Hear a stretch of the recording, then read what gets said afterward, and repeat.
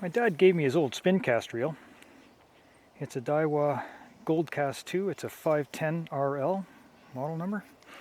Got the original box here, which is pretty cool. So that's the box, and inside the box, a bit of a surprise, is the original receipt. So hopefully you can see that. It doesn't have a date on here anywhere that I can decipher. Wish it did, but still, original price $7.49 plus tax. That's pretty interesting. In addition to the receipt, there's also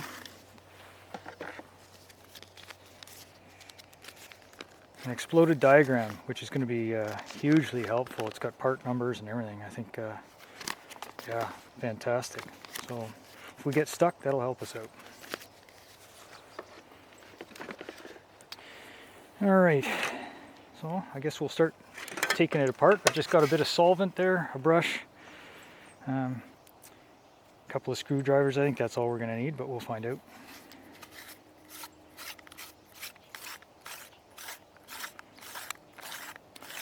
Might be pretty boring to watch all of this. I don't know. If it seems too boring, I'll just delete that part of the video. And oh, that's on there pretty tight. Looks like it also has a hex on there if it's too tight for a screwdriver. Bit of gunk in there for sure. Oh yeah, needs cleaning. You can see the 510 has an oscillating bobbin, which is really cool. Not quite sure how all this comes apart, but we'll figure it out. Yes, it is a spring clip, big spring clip. Hopefully it doesn't go flying into the snow. There we go.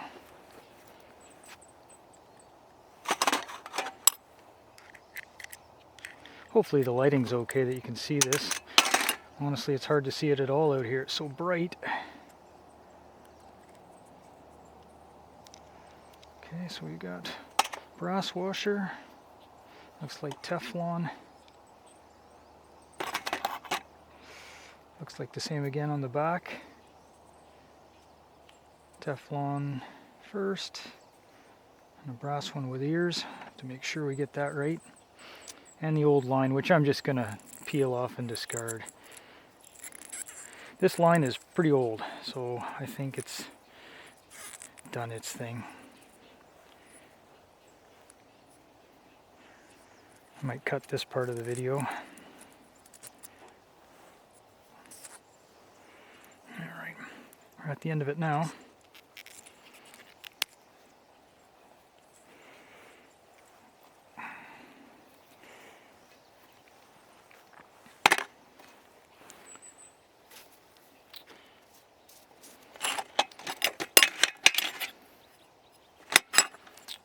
Bit of crud to clean up on there. Alright, looks like next we've got, that'd be the bent washer for the clutch.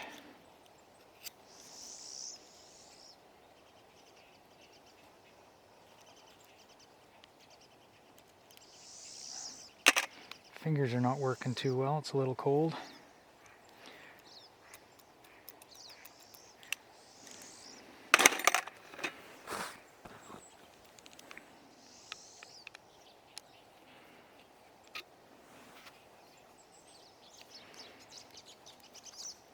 Handle's reversible.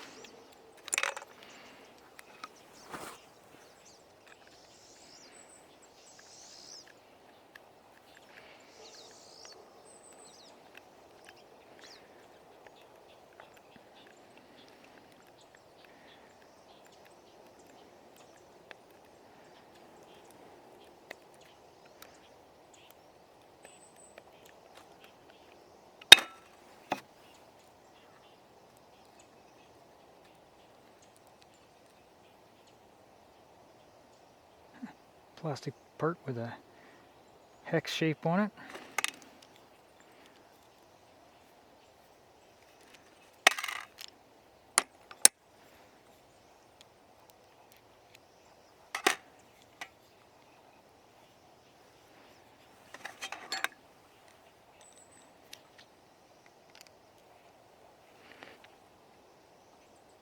That's pretty tight.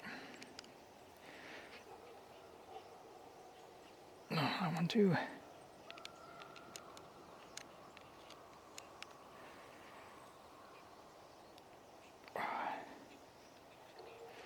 It's one of them.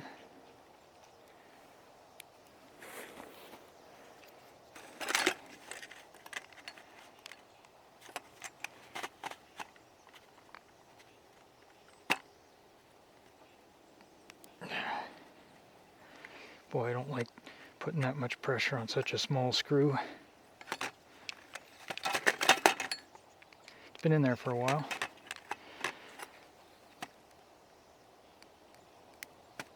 Oh boy, oh boy.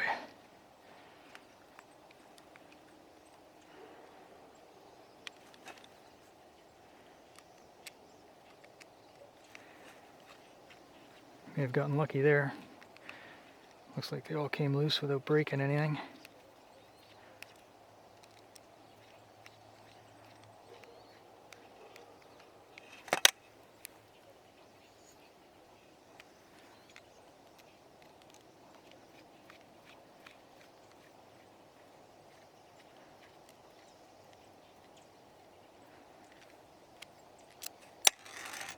That one's a lot longer.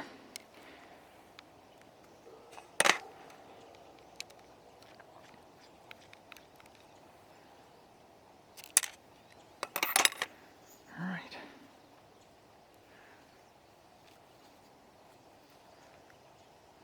I thought that would just pop off there. Perhaps not.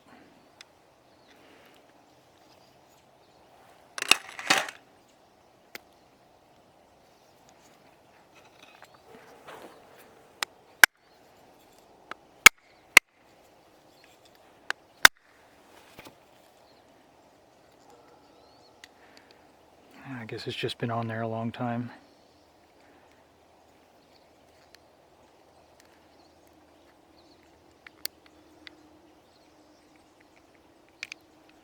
Oh yeah, full of gunk.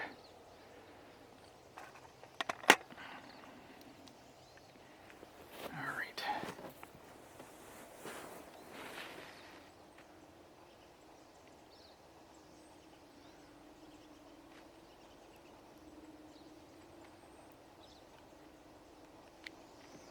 I'd like to get that piece off.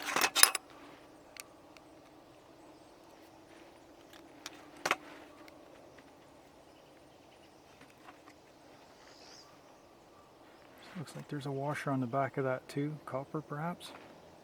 Oh, it's a bushing. I see, it's a bushing with the plastic outer part on there.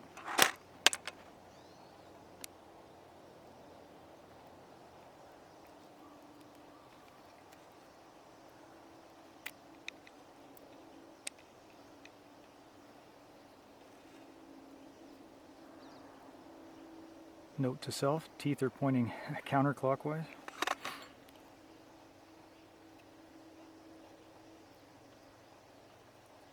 And that's flat from the looks of it, so should go in either way.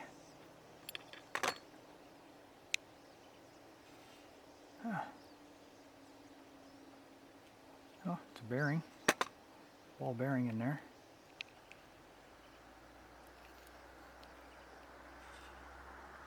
Ooh, look at that. Lots of cracks.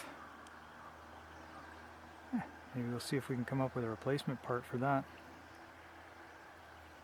Alright, let the cleaning begin, I guess. I don't know that you need to watch all this, but I'm just going to use a toothbrush and some paper towel along with some solvent, and we'll get this whole thing cleaned up.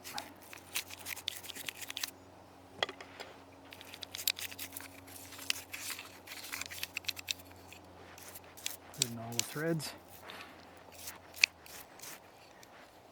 There's the made in Japan labeling.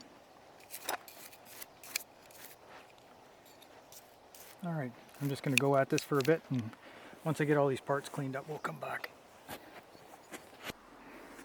Well, some of that old grease proved pretty stubborn, and I did have to go and get a small wire brush to break that free, but now we're all cleaned up, ready to put this back together.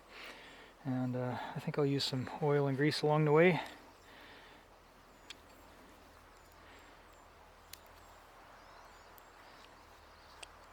I don't think you want to overdo the oil and grease and just create a paste in there, but on the other hand, I don't want it to seize up. So.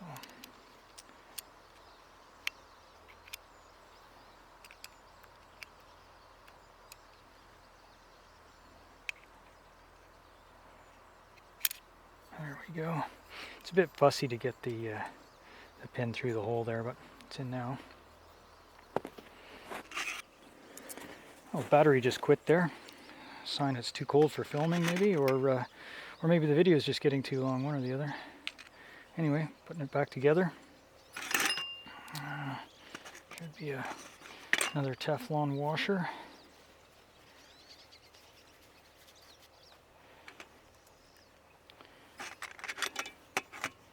Brass washer.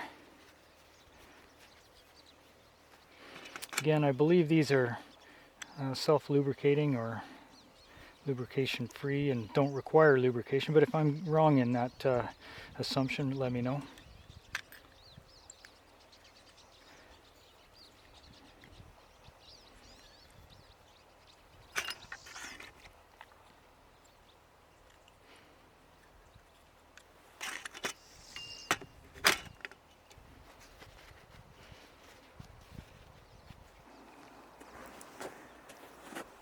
Well, I had to stop filming there. The camera battery was dead and I guess the cold's got it. In any case, the reel went back together pretty painlessly, just reverse order of disassembly, and here she is. So all cleaned up, lubed, and I was spooling some line on there. I should mention too, the pickup pin on this is a roller pickup pin. It's not just a fixed one. I was looking to see if it had a groove in it from wear, but there's no wear because it's a roller pin. Anyway, spooling the line on, I decided to use my dad's fishing rod. He gave me this rod at the same time he gave me the reel, and it's a 5-piece eagle claw. So it's made by Wright and McGill. The writing on it rather is Wright and McGill Trailmaster. It's a 6.5 foot, number 4 TMC. So this is a 5-piece rod, 6.5 feet, and I'm hoping to catch a fish on it. I don't know if fiberglass lasts this long, but I guess we'll find out. If not, I'll use the handle and reel seat and put a new blank into it. But hoping it works out. So yeah, so just thought I'd mention I've got this vintage rod to use this old spincast reel on, and while I'm at it, I should also mention my dad gave me his other reel, which is a Fluger 1895 Akron bait casting reel.